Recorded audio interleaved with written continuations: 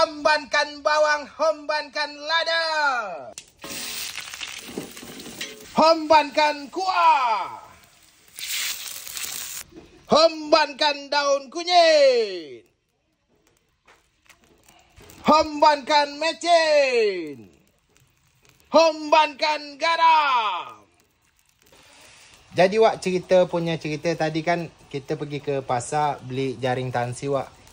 Pas pula nampak ada orang jual kupang Wak. Oi, mantap kupang ni Wak. Kupang dari Selat Wak. Biasanya bagus di sini Wak. Ini jaringnya Wak. Entah bila-bila Wak aku nak gantung jaring ni tak tahulah.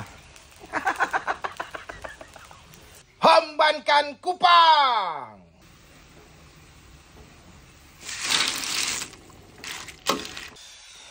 Dan di sini kita tengok kupang rebus kita sudah masak. Gila. Menyala Wak ai. Binyang Wak. Hombankan kupang lagi Wak. Isi dia Wak. Mantap Wak.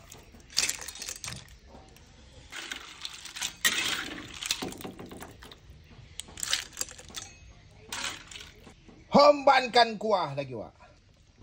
Oi.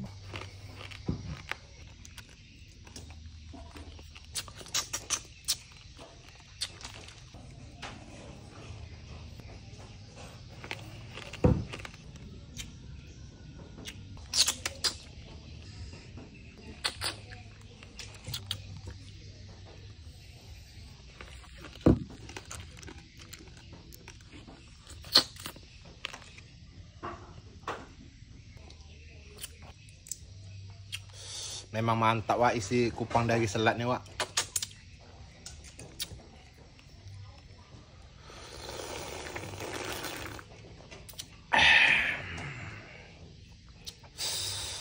Gila Wak. Menyala Wak ai.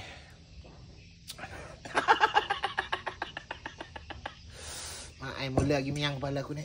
Aduh. Apa pasal ni?